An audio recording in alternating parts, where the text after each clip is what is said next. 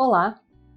Quando as alternativas que a sua profissão oferece entram em conflito com aquilo que você mais acredita, como criar uma nova oportunidade de atuação? É sobre isso que eu converso hoje com Bruna Bianchini Real, médica veterinária, fundadora e sócia do Instituto Kairos, o primeiro instituto especializado em cuidados paliativos em medicina veterinária. Se você quer saber mais sobre essa área de atuação ou entender como funciona o trabalho de um paliativista, então vem com a gente.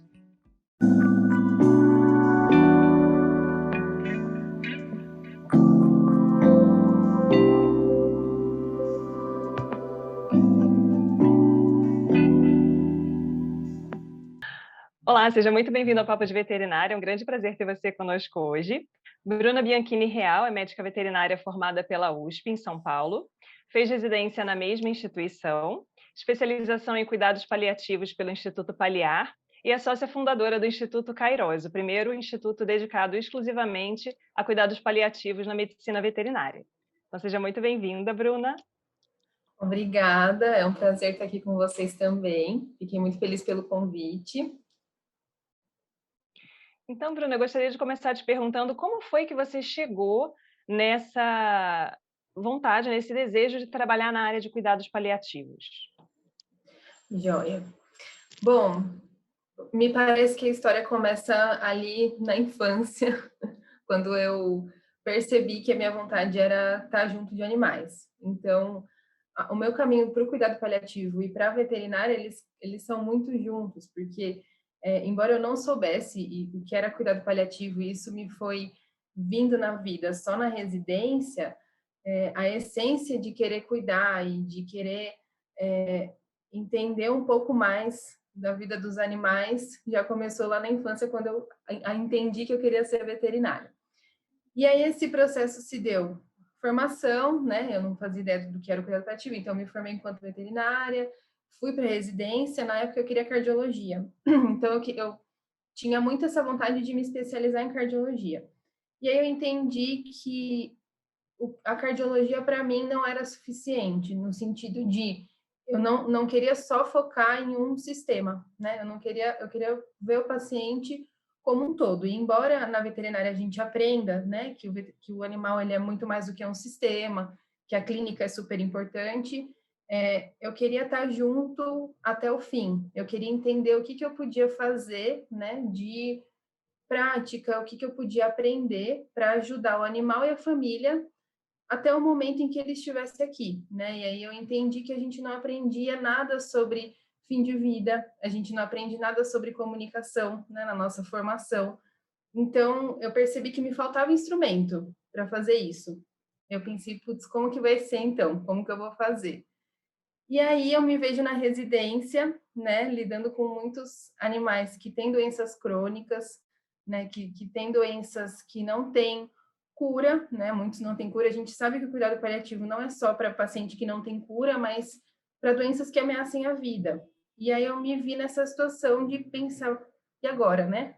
Vou precisar aprender alguma coisa diferente. Então, eu encontro um amigo, um grande amigo da minha turma, que ele fez faculdade antes de mim, ele foi meu R2, e aí ele me fala assim, olha, existe uma coisa que chama cuidado paliativo, que eu estou estudando, né? E aí eu falo, como é?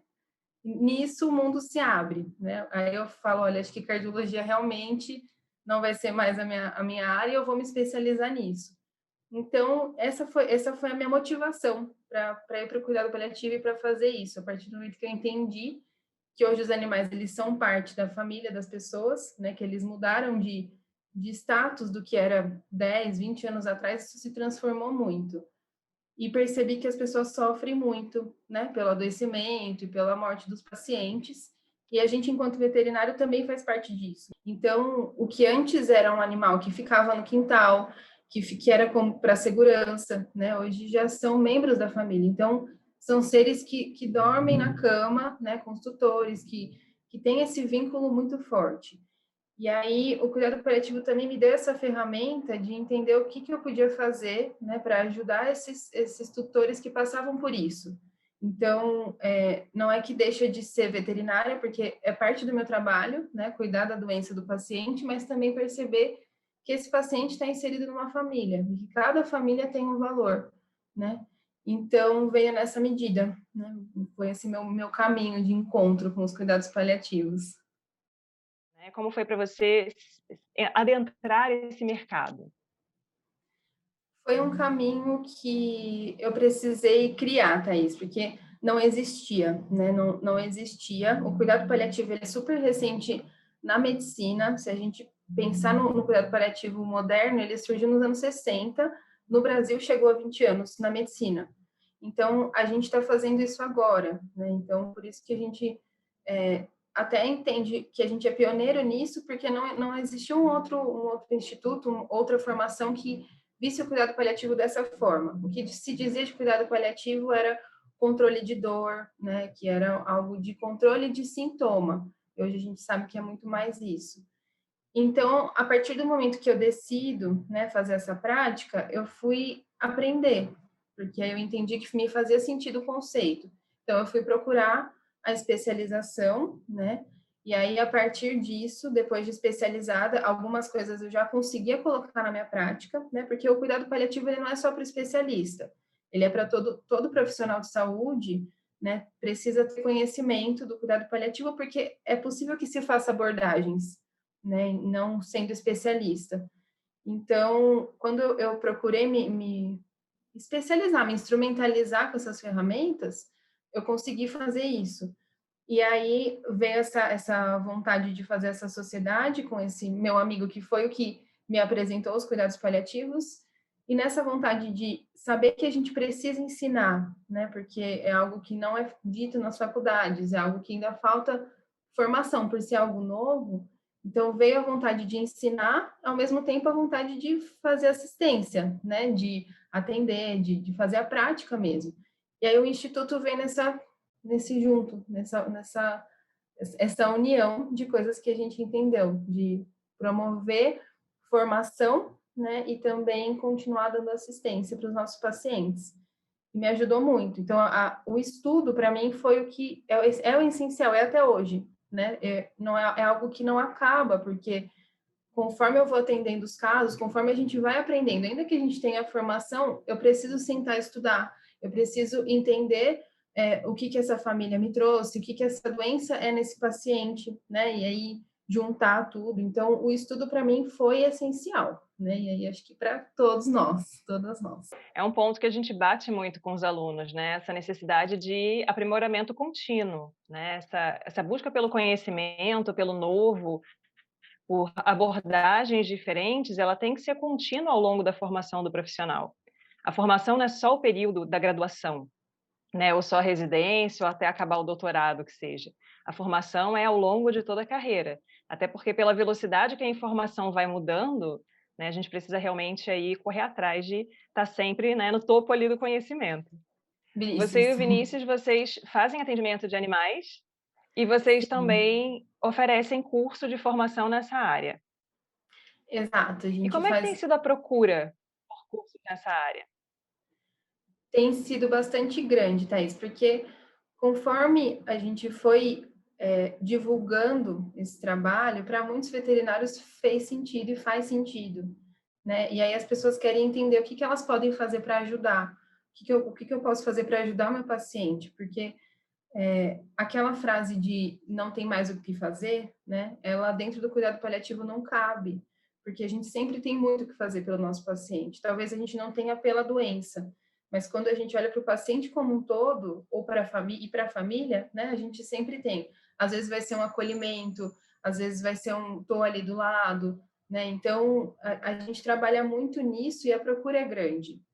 E uma coisa que também é importante de dizer, além do estudo, né, que a gente estava falando sobre isso, quando a gente decide ir para uma área como essa, e quando a gente decide ser veterinário, eu penso, a gente tem que olhar muito para si também, que a gente vai lidar com situações de dificuldade, de dor, de luto, né? Então, são pontos que na nossa vida enquanto veterinário vai sempre existir. E aí o nosso convite também do Instituto é olhar para si, né? Porque é uma coisa que vai caminhando. O estudo tem que vir, o autocuidado de olhar para si também tem que vir, senão a gente não dá conta. Então, a procura pelos cursos está sendo bastante alta e pelos atendimentos também, porque a gente caminha junto com o especialista, né? Junto com outras especialidades. Então, especialista em felinos, cardiologista, oncologista. Então, são pessoas que estão fazendo o acompanhamento com esses profissionais e a gente entra como uma medida complementar. Então, como algo que vai ajudar nessa assistência. Então, não é excludente, né? Não é assim, ou oncologia ou cuidado paliativo. É junto, a gente vai caminhando junto. Então, a procura tem sido bastante grande. Então, hoje a gente tem um curso avançado, que é para quem quer se especializar nessa área, é um curso com duração de 2 anos, de 384 horas, e é mais específico. Então, está tendo procura também para pessoas que querem atuar nessa área, né? E a gente tem outros cursos que são menores, e aí são cursos que, para quem não quer se especializar, mas quer saber de cuidado paliativo. Então, tem curso introdutório de cuidados paliativos para não paliativistas, inclusive é o nome. Tem o curso Amor e Perda, que é um curso feito por psicólogas para a gente entender como ajudar no luto, né, dos nossos tutores e no nosso próprio luto enquanto profissional. Então, a procura, Thais, tem sido super boa acho que está vindo, né, esse movimento de algo novo, algo diferente. E o cuidado paliativo entra muito nesse lugar, de ser um lugar que a veterinária não conhecia antes. Então, Bruna, é bem importante a gente pensar nessa abordagem que vocês fazem, focando também na saúde mental do médico veterinário, né? Afinal de contas, a gente tem uma profissão que tem uma alta demanda emocional, né? A gente tem um alto índice de pessoas insatisfeitas com a profissão por motivos diferentes. A gente tem a própria bagagem emocional que a profissão traz com a morte de pacientes, né? Às vezes lidar com tutores que são difíceis. Então, é bem interessante que vocês tenham essa abordagem focando também na saúde mental do médico veterinário. Parabéns Sim, pelo trabalho de vocês.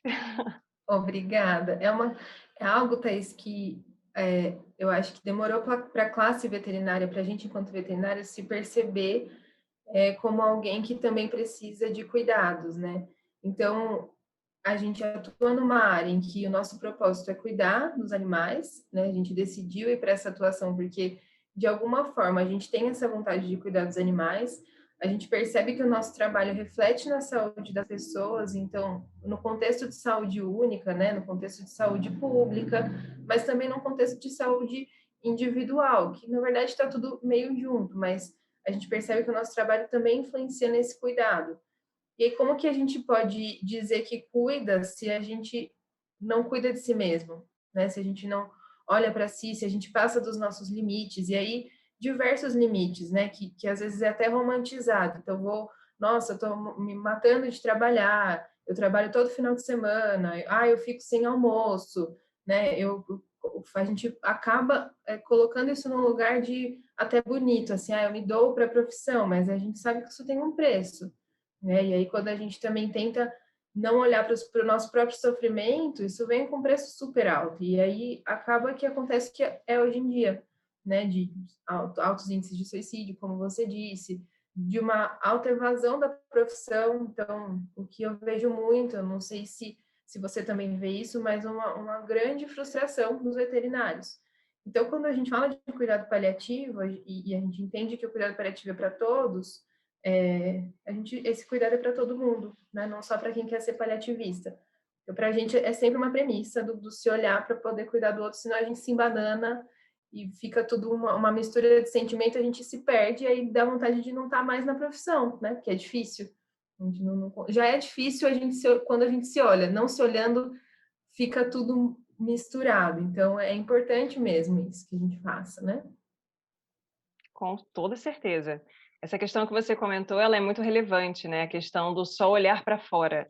Eu acho que dentro de uma progressão de carreira, é bem comum que a gente tenha situações em que a pessoa acaba tendo que se doar mais, que se dedicar mais, que abrir um pouco mais, né, a mão de estar presente com a família. A gente sabe que início de carreira é um pouco conturbado mesmo até você conseguir se estabelecer, mas chega um momento em que você tem que parar e falar não, né? Qual é o nível de sacrifício que eu estou fazendo versus o quanto eu estou caminhando para chegar onde eu quero. E se realmente esse é o caminho, né? Porque em muitas situações a pessoa chega num ponto de frustração tal com a carreira que ela prefere largar e fazer outra coisa. E isso é bem comum na nossa profissão, né. A gente fala da nossa profissão que é a realidade que a gente conhece, né, pode ser que em outras profissões isso também aconteça. Ok, mas a Sim, gente sabe que na medicina veterinária isso é bem comum. Na verdade, a gente acabou falando bastante, várias coisas, e aí eu acabei saltando um pouco o essencial, né, porque a gente acaba partindo da premissa de que todo mundo sabe o que é um cuidado paliativo.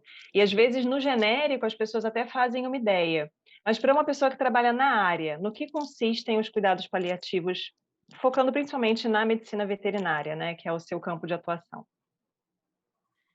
bom, então o cuidado paliativo, ele é uma abordagem que ela é direcionada para qualquer paciente que tem uma doença que tem a sua vida ameaçada. Então, qualquer animal com não tem uma idade, né, não é só para idoso, às vezes podem ter animais que têm doenças congênitas que precisam de cuidado paliativo. Ela é uma abordagem, então, que a gente vai cuidar desse paciente, cuidar da doença, mas cuidar do paciente junto. Então, a gente usa o que a gente tem de melhor na ciência, né? E aí leva em consideração a proporção. Então, o que é proporcional para esse paciente nesse momento? O meu trabalho, ele é muito nesse sentido, no caminho de olhar para o que eu tenho de recurso de medicação, de internação, de recurso de UTI, né? De tudo que existe na veterinária e o meu paciente, o que a gente vai usar para ele nesse momento. E eu tenho o recurso de olhar para essa família, então a comunicação, né? Como que a gente vai entender o que está acontecendo nesse processo, e isso é uma coisa que o cuidado paliativo me deu, de instrumento, e acompanhar, principalmente, é uma parte, mas é uma parte importante, de acompanhar os pacientes no fim de vida. Então, quando a gente pensa no cuidado paliativo, a gente pensa em não antecipar a morte e nem adiar, né? Existe um processo que chama a eutanásia, que a gente conhece, e a distanásia, que é um processo em que a gente prolonga o processo do morrer. E o cuidado paliativo não quer isso, né? Porque isso acaba gerando sofrimento para o paciente, para o animal, para a família, né? E muitas famílias não veem sentido na eutanásia. Então, o que a gente pode fazer para deixar esse paciente confortável, para a gente aliviar sintoma, para que esse fim de vida seja no tempo natural, né? Sem sofrimento. A gente não consegue aliviar sofrimento porque sofrimento às vezes não é aliviar. O que é aliviar o sofrimento, né? A gente controla sintomas, isso é uma emergência, né? Dor, falta de ar, náusea, tudo isso a gente controla. E aí a gente ajuda essas famílias a passarem por esse processo e esse paciente também. Então, a gente, quanto antes a gente começa esse cuidado, melhor.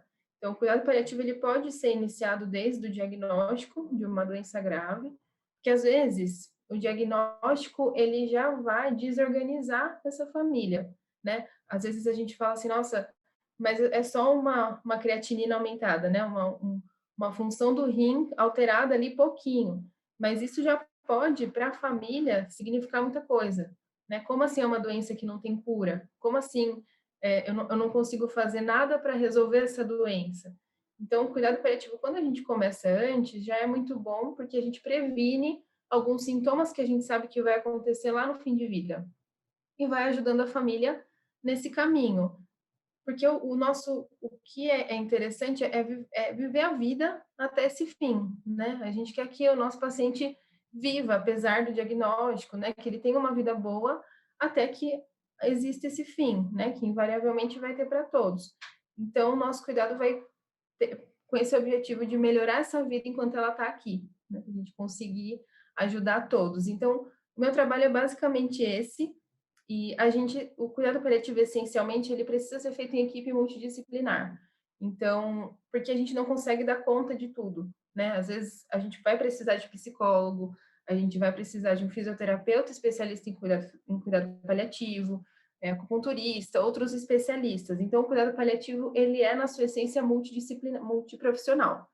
Então, sempre que preciso, também eu aciono pessoas de equipe que eu sei que não tem a formação, porque às vezes não tem, porque ainda não dá para todo mundo ter, mas quem já conhece muito do cuidado paliativo que pode ajudar. Mas o nosso objetivo, o nosso caminho é criar, sim, um cuidado paliativo que seja multiprofissional, porque é assim que tem que ser um cuidado paliativo ideal, né? Que a gente consiga cuidar de tudo. É bem bacana que você tenha definido bem o que é esse conceito, né? Porque se a gente para pensar, eu fiquei recordando um pouco de uma extrapolação que a gente pode fazer com relação, por exemplo, à geriatria humana. Né? Muitas pessoas, às vezes, só pensam em um geriatra quando já está velho, decrépito, com 150 anos de idade, já não tem mais o que fazer, e fala, não, agora é hora de procurar um geriatra. E, na realidade, não é bem assim. Né? O ideal é que as pessoas procurem mais precocemente e na sua área a mesma coisa, né? E essa abordagem multiprofissional também é extremamente importante, porque realmente procurar abraçar todas as áreas que são necessárias para lidar com esse paciente que tem uma condição grave, né, incurável, mas que tem uma perspectiva de vida aí, né, que ele ainda pode desfrutar junto à família, junto aos tutores. Exato, e não só incurável, né? Porque às vezes o que acontece é a gente cuida de um paciente e às vezes existe a cura, porque a gente tá também, muitas vezes a gente tem medidas que vão modificar a doença. Então, às vezes a gente está no cuidado, dentro do cuidado paliativo, mas ainda está fazendo quimioterapia. Às vezes o paciente permite e a gente acha que é proporcional, então isso acontece. Então, às vezes pode até ser que o paciente tenha alta, né, dos cuidados paliativos, isso pode acontecer. Então, é interessante, né? Interessante que a gente faça esse caminho do conhecimento até para entender que existe, né? É importante. Sim. E para vocês, como foi chegar nesse ponto até de equilíbrio emocional também, de escolher uma área delicada como essa, que você trata com pacientes que estão numa condição, às vezes crítica, às vezes podem evoluir para isso, eventualmente podem até chegar à cura, mas né, existem diversas opções aí possíveis. Mas dentro Uhum. da sua área isso é quase uma certeza, né? É diferente às vezes de algumas áreas que de antemão a gente pensa, ah, o clínico talvez não passe por isso. Mentira, passa também, né? A gente perde vários pacientes, o cirurgião perde, todo mundo perde, mas de antemão já tem essa aura, né? Como é que é para vocês que trabalham nessa área lidar psicologicamente com isso? Olha, é, eu sinto que existe dificuldade, como você disse, como todo veterinário, porque a morte ela é nossa companheira de trabalho, né? Então, independente da área que a gente seguir, ela vai estar ali. Ela, nem que não seja a morte, mas a consciência dela, porque a partir do momento que a gente dá um diagnóstico difícil, dá um diagnóstico de algo grave, né, a consciência da morte aparece. Então, assim, nossa, eu levei no veterinário e tá com uma doença no coração, né, e aí fala, e agora? Né? Ainda que a gente saiba que vai viver vários anos com a doença, a gente, enquanto veterinário, entra em contato com a consciência da morte dos nossos pacientes, e aí a gente às vezes entra em contato com a consciência da morte dos nossos animais, e também é um processo difícil que a gente não olha, tende a não olhar, porque é desconfortável, né? Então a gente vai deixando ali no cantinho. Então, lidar com isso me faz me observar, né? O primeiro passo, quando eu comecei no cuidado paliativo e comecei a entender a questão da morte, que era uma coisa que me assustava, né? A morte, ela assusta. Então, eu pensava, como é que eu vou lidar com isso? E aí, o cuidado paliativo veio e falou, ó, vai ter que lidar. Vai ter que lidar, porque ela existe, ela tá aqui. Então, como que a gente vai fazer, né? Para lidar com essas situações?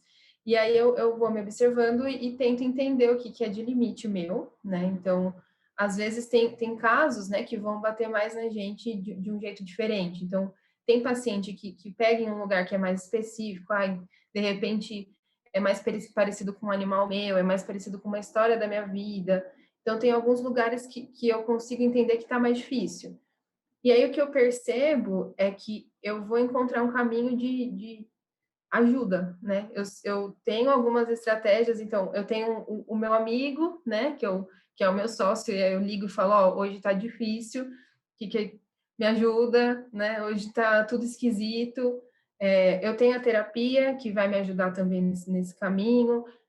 O que a gente sempre fala também é da questão da espiritualidade, que é o que dá sentido para a nossa vida. Então, isso pode ter a ver com a religião ou não, né? Pode ter a ver com coisas que dão sentido. Então, para mim, o sentido é ouvir uma música que eu gosto muito e aí isso me acalma, é meditar, né? Então, eu vou me valendo de coisas que para mim fazem sentido, né? Não é uma regra, mas para mim é o que me dá uma paz para falar, hoje foi um dia difícil, e reconhecer, e me autorizar a ter dias difíceis e casos difíceis, e falar, nossa, isso aqui não, isso para mim tá difícil hoje.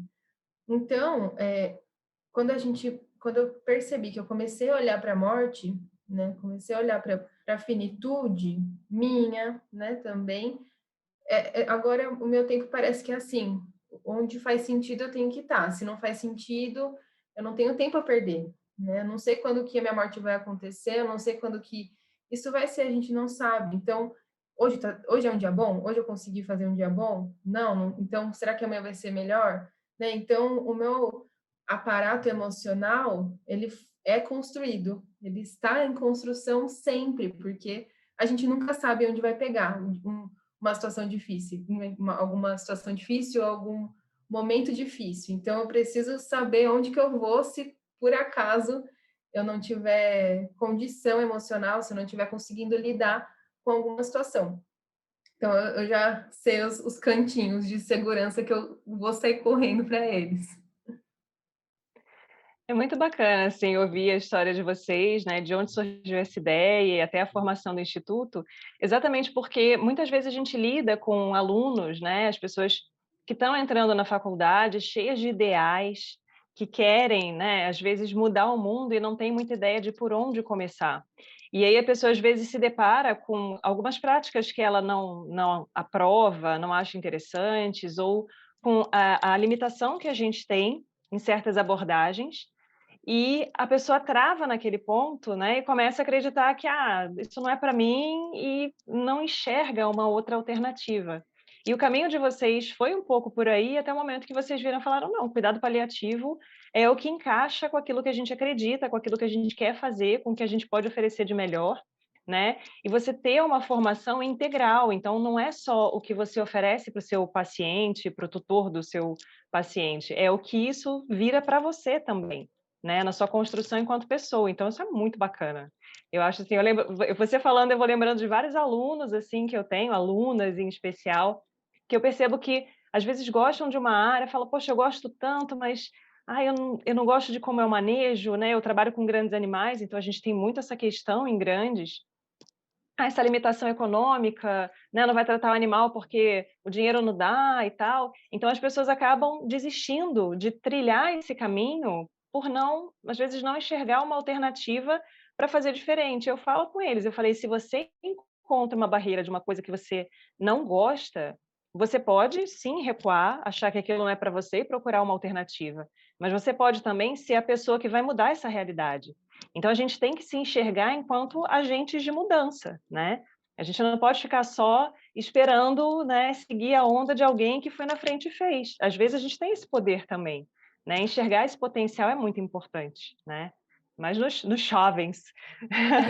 Existe um mundo, né, de possibilidades e é isso, às vezes, é o que você disse de às vezes a gente mesmo se poda, né, se poda da potência que a gente tem, né, enquanto formadores, né, então, eu sentia um pouco isso na minha formação e ouvindo você falar, Thaís, me dá uma felicidade, porque na minha formação era algo mais assim: "Olha, é desse jeito, né, é assim que é, né, se você, sentir muito, você não vai conseguir dar conta, né, se você, não fizer o protocolo aqui, né, então não vai ser assim, não, você não pode ser um veterinário de esquina", algumas coisas assim que eu falo: "Nossa, por quê?", né. Então é maravilhoso quando a gente pensa que existe esse potencial, né, que esses alunos podem seguir essas vontades. Então sim, sejam esses agentes, o mundo precisa de nós, de todos nós. É isso aí. E aí, Bruna, para quem tem, né, despertou interesse, gostaria de trabalhar nessa área, além de, né, os cursos que vocês oferecem, o que mais você acha interessante em termos de formação, de estágio? Tem alguma área que seja mais próxima, que de repente a pessoa já consegue ter uma noção de como é essa rotina? O cuidado paliativo, a premissa básica é como de todas as especialidades que a gente saiba muito de clínica. Então, uma base forte de clínica, o cuidado paliativo, ele vai precisar muito disso. A gente vai precisar muito entender bastante sobre o paciente como um todo. Então, a gente vai precisar saber do paciente como um todo, então, a clínica muito forte e as particularidades das especialidades. É lógico que a gente não vai ser especialista em tudo, mas a gente vai precisar saber minimamente o manejo de cardiopatia, o manejo de doenças oncológicas, a gente vai precisar saber desse geral. Então, não existe uma especialidade específica, né, para o cuidado paliativo, então, nefrologia, tudo. Então, qualquer aprendizado nesse sentido vai ajudar alguém que queira ser paliativista, né? E aí tem alguns livros, na internet tem vários manuais de medicina humana, porque o de veterinário que a gente tem é literatura estrangeira e aí é muito na eutanásia. Então, boas práticas de eutanásia. Quando eles falam de cuidado paliativo lá, eles querem dizer eutanásia. A maior parte deles, né? Tem um ou outro que é diferente, que lançaram ano passado um que falava de medida de conforto que não era voltado para a eutanásia. Mas os manuais aqui do Brasil, do CREMESP, já tem muita coisa. É interessante que, o primeiro de tudo, além da formação, encontra o sentido. Então, se fez sentido, entender isso, maturar isso para ir seguindo. Acho que isso é importante. Existem alguns livros que são interessantes, que falam sobre o cuidado paliativo, que é o Sobre a Morte e o Morrer, que é da Elizabeth Kubler-Ross. Existe o A Morte é um Dia que Vale a Pena Viver, que é da Ana Cláudia, uma paliativista também, que ficou, até virou best-seller esses tempos, ela ficou bem atuante. São os livros, assim, mais que não são técnicos no sentido de estudo mesmo, mas são livros que vão para esse sentido do cuidado paliativo.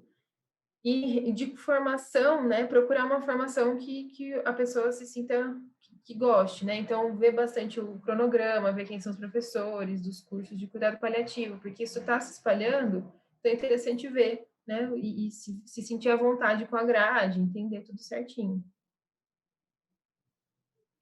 Muito bem. Adorei conversar com você, Bruna. Espero que a gente, né, consiga divulgar mais a sua área, que é uma área muito interessante, é uma abordagem que a gente ainda não vê na maioria das graduações, pelo menos não nas que eu conheço, né? A gente não tem muito essa visão do cuidado paliativo e também dessa abordagem integral, né, do veterinário enquanto indivíduo e profissional, que é uma abordagem que eu acho extremamente necessária para a nossa profissão também. Então, a gente Eu, vai deixar disponíveis os seus contatos, né, para o pessoal entrar em contato, procurar a rede social, se inteirar de como é o trabalho de vocês. E aí, na próxima semana, a gente volta com outro médico veterinário falando sobre a sua profissão. Obrigada. eu agradeço muito o convite, Thaís. Fiquei muito feliz de ter esse espaço, de falar sobre cuidado paliativo e falar sobre a vida. Então, muito obrigada. Espero que esses alunos sejam, sim, esses agentes transformadores e que a gente siga juntos. Obrigada mesmo pelo espaço. Um abraço.